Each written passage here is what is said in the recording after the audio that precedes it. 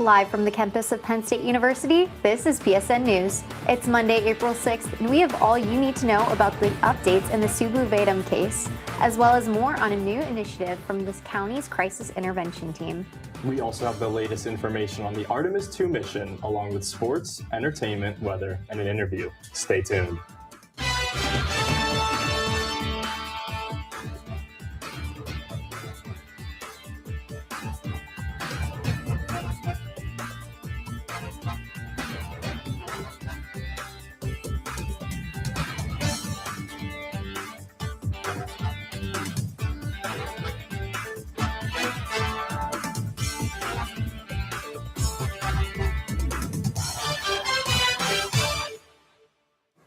Thanks for joining us tonight. I'm Cadyn Gill. And I'm Anneke Wagner. An immigration judge granted Subu Vedam's petition for a waiver from deportation on Thursday. Vedam spent 40 years in prison on a now overturned murder conviction. Upon his release, he was detained by immigration authorities. The petition waives the deportation order from a decades-old unrelated drug conviction and allows the State College man to stay in the United States. The Department of Homeland Security has 26 days to appeal the decision. Ballots for Penn State's faculty union election began being sent out last week, but some faculty members are expressing concern about being excluded from voting. The faculty unionization election began on April 1st and will run until May 6th, with mail-in ballots from the Pennsylvania Labor Relations Board being sent out to the home addresses of eligible faculty. In response to these reports of exclusion, Penn State's union website states that eligible voters must fit the legal definition of supervisor. Provost Fotis Soteropoulos encouraged those who didn't receive a ballot to request one via email to the PLRB. The Nittany Mall was temporarily closed due to a water main break Thursday. The Center Region Code Administration shut down the mall Thursday and part of Friday because of the break, which caused inadequate water pressure and shut down the mall's fire suppression systems. Signs were posted at each entrance of the mall instructing that the mall was closed, but were later taken down on the day and Friday. The mall is now fully operational. The Center County Crisis Intervention Team is driving nationwide change in interactions between officers and drivers with autism. The Blue Envelope Project aims to provide drivers with neurodivergent conditions a clearly marked envelope to store documents, including their driver's license, registration, and insurance. The envelope also includes communication guidance for officers, like maintaining limited eye contact, allowing extra processing time, and using direct language. The free and voluntary program aims to create calmer, more predictable interactions between both parties during traffic stops.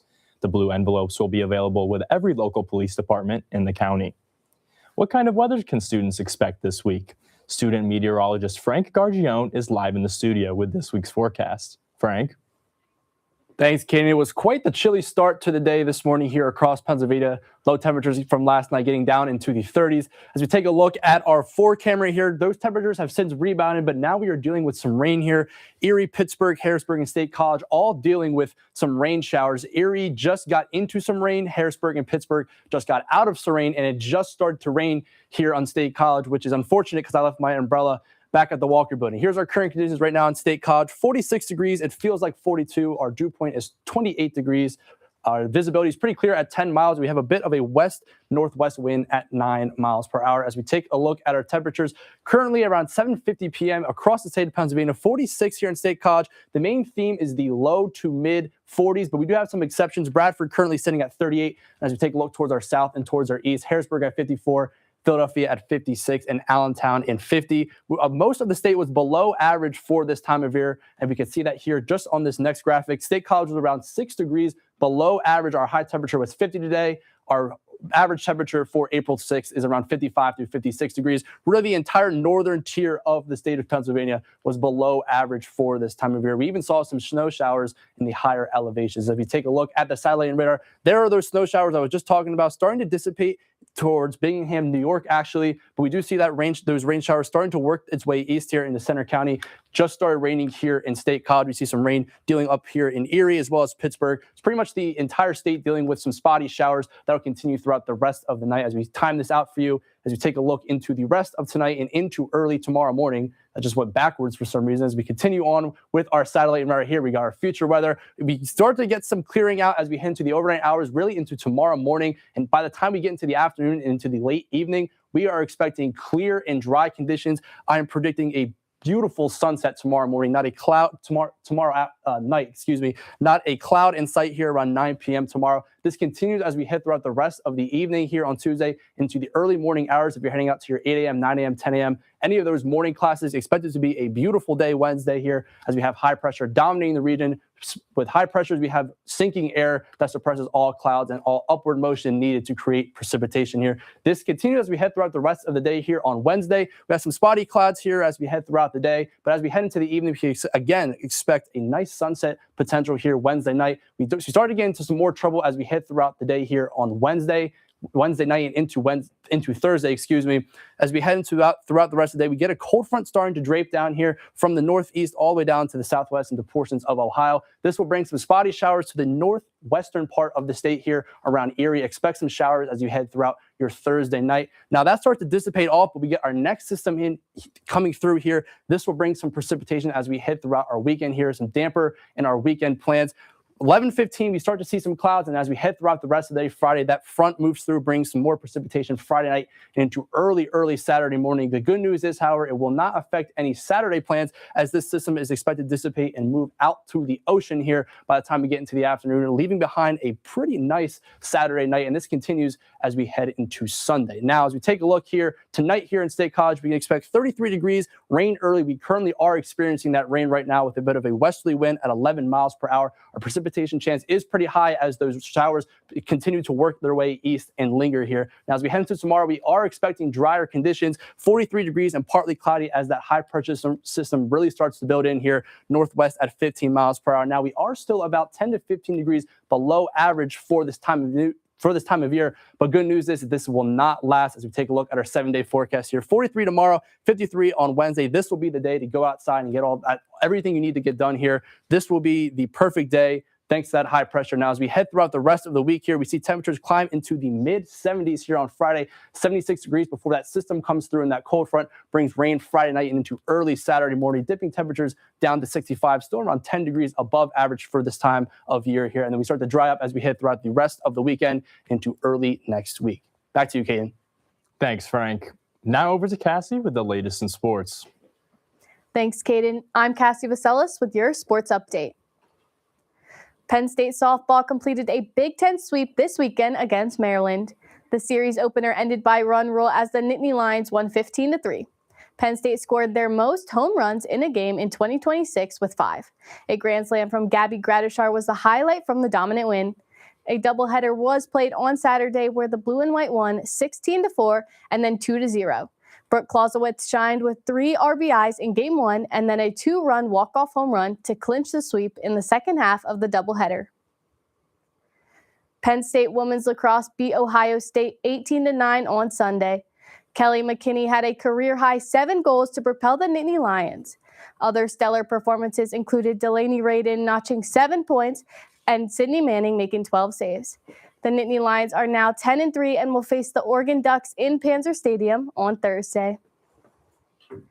UCLA dominated South Carolina 79-51 on Sunday to win their program's first NCAA Women's Basketball Championship.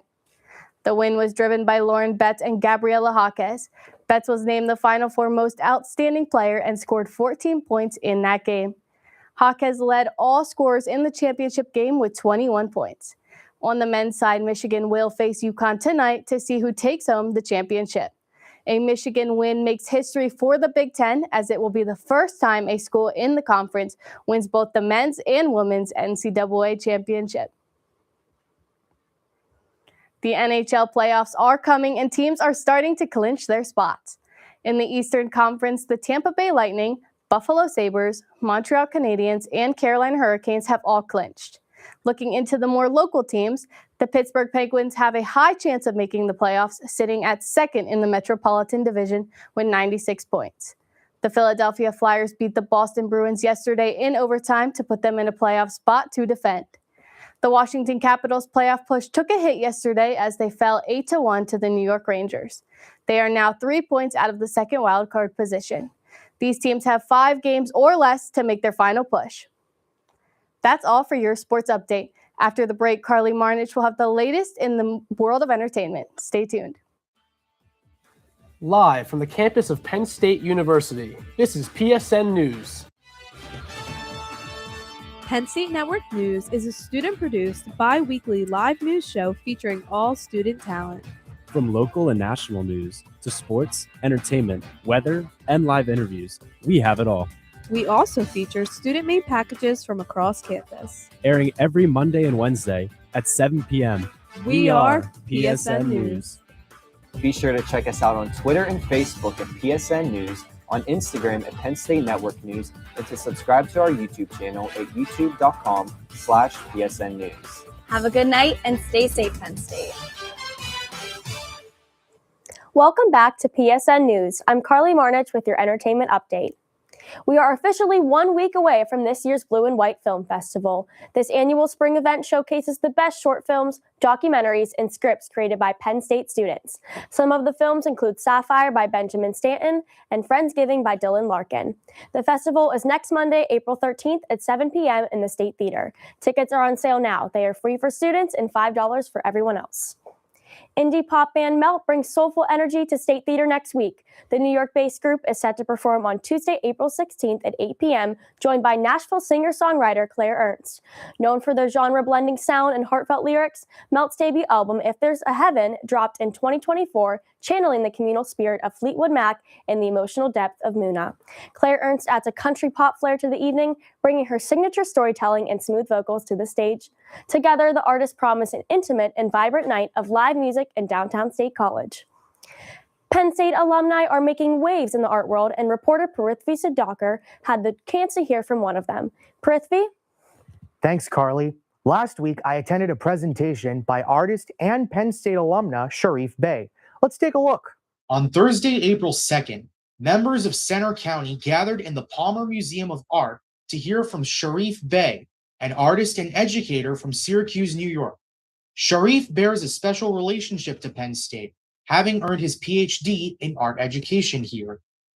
My brother went to school here, so he did his undergrad here when I was in middle school, so I would visit him.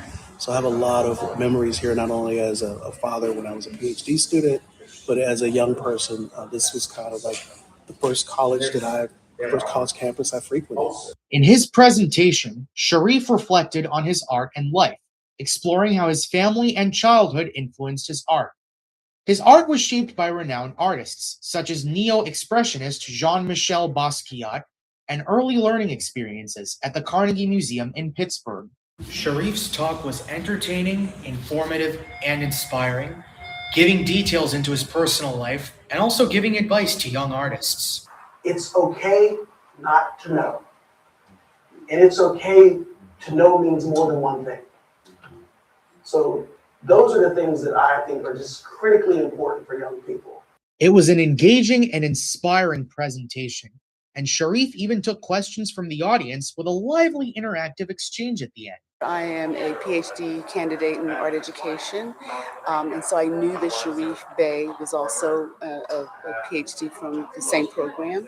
So I was interested in hearing him speak. I'd never met him before. Overall, everyone seemed excited to learn from Sharif as much as he was getting to share his life experience with everyone. Reporting in State College, Prithvi Sudhakar, PSN News.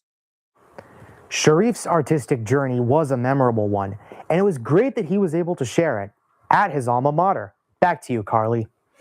Thanks, Prithvi. In national news, the new Super Mario Galaxy movie has leveled up 2026 box office records.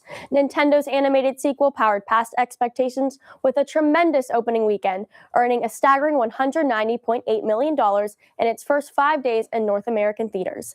The first Super Mario Bros. Movie, which was released in 2023, grossed $204.6 million in just 5 days. Already outpacing Ryan Gosling's sci-fi hit Project Hail Mary, the Galaxy film now stands at number 1 on this year's box office opening leaderboard. With numbers like these, Nintendo's cinematic universe is clearly on a winning streak. Pepsi has announced its withdrawal as the main sponsor of this summer's wireless musical festival in London after news that Kanye West is set to headline the 3-day event. The U.S. rapper known as Ye has drawn widespread criticism for anti-Semitic comments he made in recent years, despite issuing an apology in January.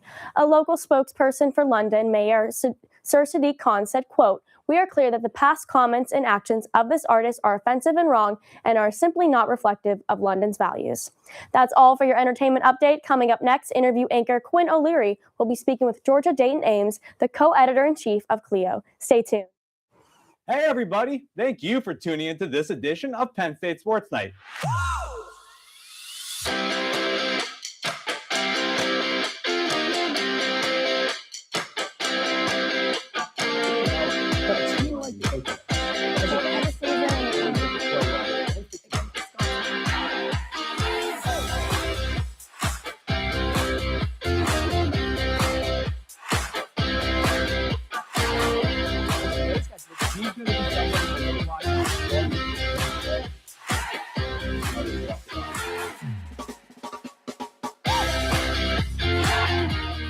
For all of us here at the Belisari Media Center, we are Penn State Sports Night.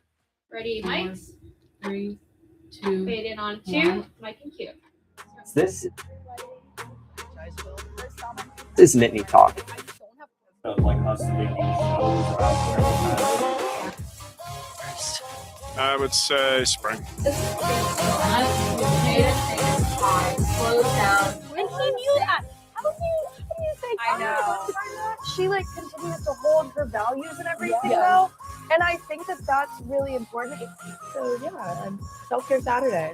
And you lose a lot of sleep. Yes, agreed. Yeah.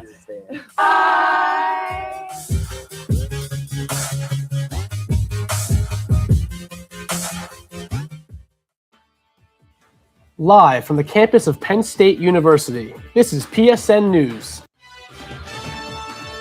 Penn State Network News is a student-produced, bi-weekly live news show featuring all student talent. From local and national news to sports, entertainment, weather, and live interviews, we have it all. We also feature student-made packages from across campus. Airing every Monday and Wednesday at 7 p.m.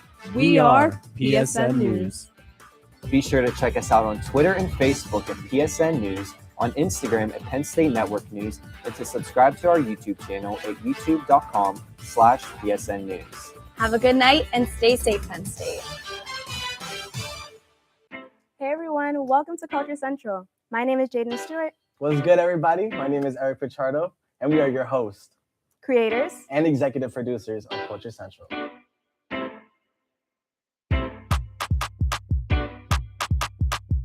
Is this Whitney Houston? We're doing things that have never been done before. So welcome to the family. Hey everyone, we are Red Carpet News, your main source of entertainment news at Penn State University.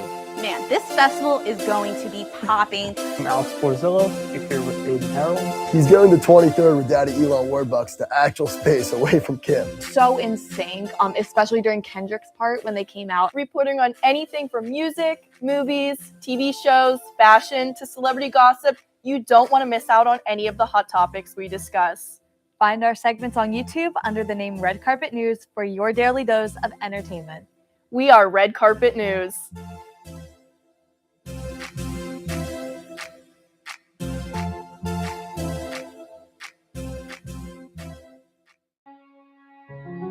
If you don't include human beings, you cannot accurately model the way the climate has changed over the last 50 years. And I don't know that we're ever going to be free of some sort of bug. A natural state of motion for something to be in is to remain in its current state of motion.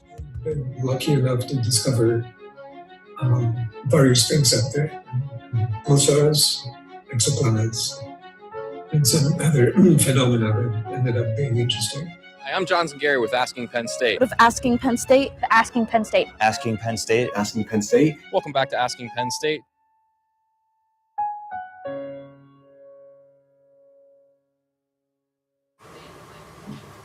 As students prepare to leave for college, they end up cleaning out their childhood bedroom and rediscovering old treasures. One item that I'm sure everyone left at home is the infamous childhood diary, full of thoughts and dreams we had at age 10. Let's be honest, the rest of the world should never read them. But for Georgia Dayton Ames, that vulnerability is exactly what makes a person's voice so valuable. She's making that connection through her position as co-editor-in-chief of Clio, an online campus literary magazine. The theme is Dear Diary, and today, Georgia has agreed to be an open book. With that, welcome to PSN News. Thank you for having me. Of course. So you are a freshman currently studying in the College of Liberal Arts, but I want to look at chapter 1 of your story. What experiences from your childhood maybe inspired you to major in English and philosophy? Yeah, so at a young age, my mom always read to me from the very beginning. I always make the joke that if she were to read me math problems, I'd be a very different person. Absolutely. I'm just so lucky that my skill and talent aligns with my passion. I mean, I've been reading since I can remember. It's been something that I've loved ever since I could read. Wow. And so what are some of your favorite books from childhood, maybe? This is going to sound a little bit odd, but Pride and Prejudice, I started reading it in the 2nd grade, and it's my fun fact I tell everyone. In the 2nd grade. Well, grade. This is very fitting. So you're working with Clio through English 209. What can readers find in Clio, actually? Yeah, we accept all submissions of nonfiction, fiction, poetry, visual arts, so arts, films, and music. And you're the co-editor-in-chief. Congratulations. So your partner takes on more of the marketing and design perspective, but what does your role entail? My role focuses on the literature and the submission contents. So I build teams that will evaluate the work as well as the criteria for what we submit. And you're a freshman with a pretty high-stake position. So what are the challenges that maybe come with that? It's definitely nerve-wracking, I'm not going to lie, but this is my first leadership position, so I'm really trying to focus on the groups and the people in my class and the teams that we're creating to really focus on everyone. Awesome.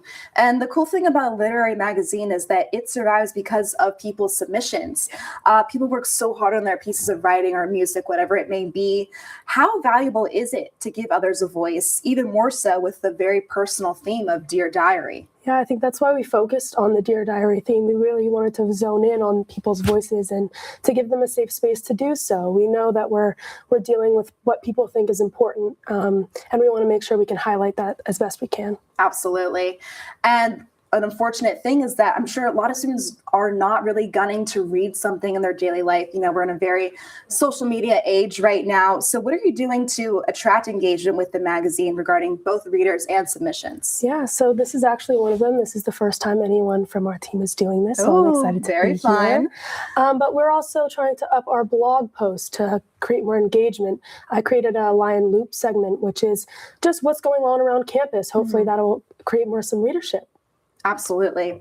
And kind of like what I said before, a world that values short form content. Do you think writing is valued the way it should be today?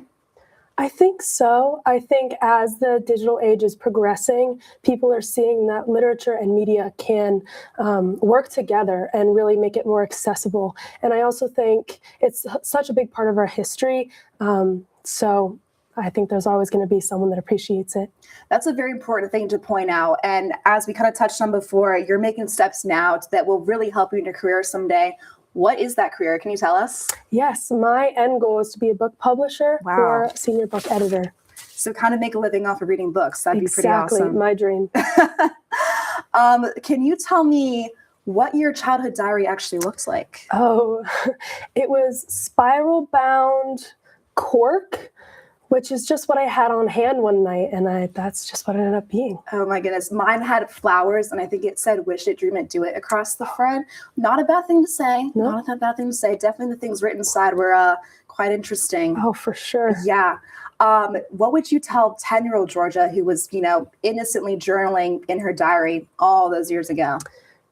I think I would just have to say thank you. It's one of the things that I've kept most consistent in my life. And I always value looking back on what I was doing, what I was thinking, and how much I've grown, truly. Yeah. So we're in the midst of your major right now, your very beginning of your educational career. What kind of steps are you taking, whether that's internships or summer jobs, to kind of reach that career someday? Yeah, so I'm really focusing on the baby steps to get there, which include readerships, reaching out to those big publishing companies, just get my name in the door, as well as extra classes, taking classes like English 209, which is the Clio, to really advance myself. Yeah, that's really important. And then I'm kind of thinking about just reading books in general. I think some of my favorite stories are the ones about people that I can't really relate to. What do you think about that? I think it's so amazing. It gives us a chance to dive into something else that we could no possibly imagine. I know I cherish it, and I know that we're hoping to highlight whatever other people find important in the Clio this submission. Yes. What have been some of your favorite submissions that you've seen so far? Things that you're excited for our readers to look at pretty soon here. We always get a lot of poetry, and I'm really liking to see the small moments that people find important, whether that be family members, the grass, something. There's always a niche topic that I'm always opened up to. Such a special skill that people can do that. I wish I could. And finally, how can students submit their pieces to the Clio? Yes, well, there's a bunch of QR codes all over campus, so definitely look out for those. But also you can go to clio.psu.edu and the submission page will just pop up. Awesome. Thank you so much, Georgia. Thank you. And now stick around, because coming up next, Anneke and Cadyn will have the latest news from across the nation. Hey, everybody. Thank you for tuning into this edition of Penn State Sports Night.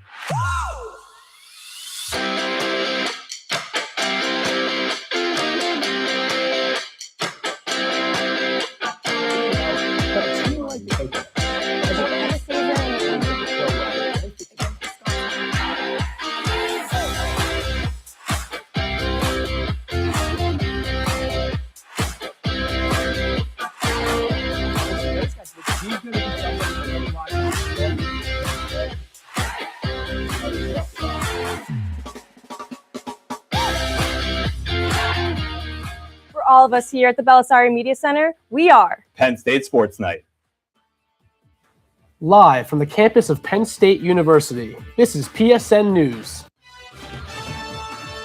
Penn State Network News is a student-produced bi-weekly live news show featuring all student talent. From local and national news to sports, entertainment, weather, and live interviews, we have it all. We also feature student-made packages from across campus. Airing every Monday and Wednesday at 7 p.m. We are PSN News. Be sure to check us out on Twitter and Facebook at PSN News, on Instagram at Penn State Network News, and to subscribe to our YouTube channel at youtube.com/PSN News. Have a good night and stay safe, Penn State. Hey everyone, we are Red Carpet News, your main source of entertainment news at Penn State University. Man, this festival is going to be popping. I'm Alex Borzillo. You're here with Cadyn Harold. He's going to 23rd with Daddy Elon Warbucks to actual space away from Kim. So insane, especially during Kendrick's part when they came out, reporting on anything from music, movies, TV shows, fashion, to celebrity gossip. You don't want to miss out on any of the hot topics we discuss. Find our segments on YouTube under the name Red Carpet News for your daily dose of entertainment. We are Red Carpet News.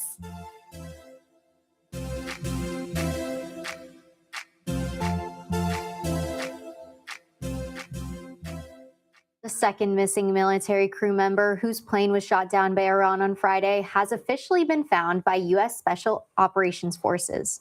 President Trump called this one of the most daring search and rescue operations in U.S. history. He also said that the officer sustained injuries but will be fine.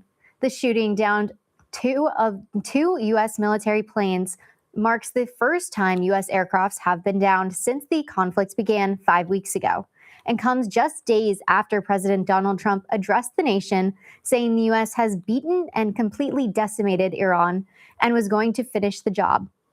Earlier today, the Artemis II crew set the record for the farthest distance that humans have traveled from Earth. They broke the previous record held by the Apollo 13 crew in April 1970. The crew is in the midst of their historic moon flyby as part of their 7-hour lunar observation period.